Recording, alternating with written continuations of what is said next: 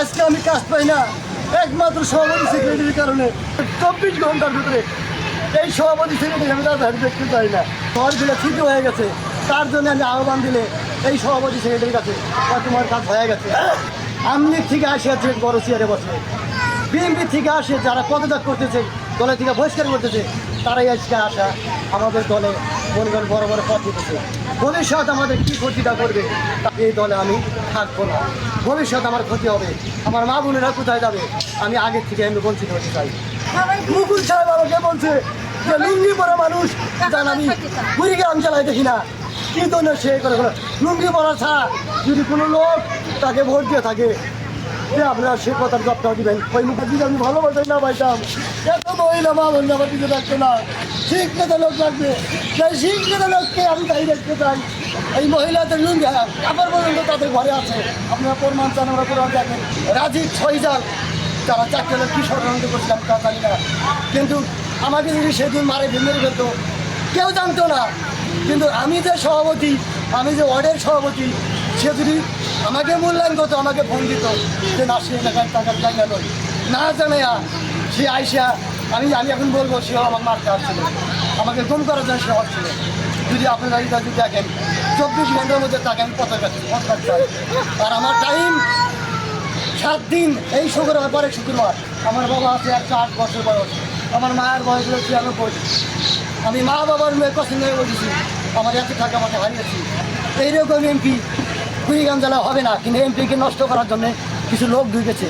MP যদি বোঝে যে না জুলাই যুদ্ধদের লাগবে, জুলাই যুদ্ধ জায়গা জায়গায় বসে দেন। এর নাম সাগর, আর আমাদের সভাপতি সাগর মালায়নে একযোগ হয়ে আমার আজকে পদত্যাগ। আলটিমেটাম সে আমাদের রাস্তা কেটে এই রাজাহাট থেকে সভাপতি সেক্রেটারি নাজিম খা মেলের পার আমাকে নিজে হাতে কাগজ দেখাইলো এমপি, সেই কাগজ আমি হাতে থেকে চলে গেল সেক্রেটারির হাতে। আমি সেদিন বলেছিলাম বন্দুক চোদার টাইম আমার কাছে নাই, আমি জনগণ নিয়ে বাঁচতে চাই। এটাই দোষ সাগরের কাছে। আমি তাকে বলছি আপনাকে আমি 24 ঘন্টা লাগবে না আমার নামাইতে। সাগর হলো এক বুকের সাগর, সে বলে আমাদের যত মামলা হবে মামলার বলে বা বড় বলে নেতা। সাগর এক বুকের সাগর কুড়িগ্রামে, তাকে বসে আছে আমাদের রাজারহাটের সেক্রেটারি। এই রাস্তাঘাটগুলা কিচ্ছু নাই, একটা ভ্যান পর্যন্ত যাইতে পারে না। আর ভালো রাস্তা ভাঙ্গা নাজিমখার দিকে রাস্তা হচ্ছে, যে জায়গায় 3 লাখ লাগবে 18 লাখ লাগাইয়া তারা রাস্তা করছে, আর 15 লাখ তাদের পকেটে। আমি কোনো রাজারহাটের চাঁদাবাজ মাস্তান বড় বড় নেতা সেজেছেন যারা প্রত্যেকটা দলের থেকে যা জড়িত হয়েছেন, কী কারণে দল থেকে বহিষ্কার করে তাতে আমি বুঝলাম। শয়তান ইবলিস যারা তাদেরকে বহিষ্কার করে দলে থেকে, এরকম সেই শয়তান ইবলিস আমাদের দলে ঢুকেছে।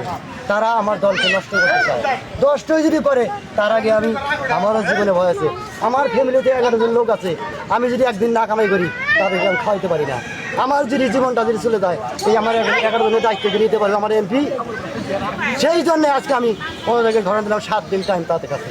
আর যদি আমার কথা ধরে ভালো লাগে, এই 7 দিনের ভিতরে এই স্কুল মাঠে তাকে আমি দেখতে চাই।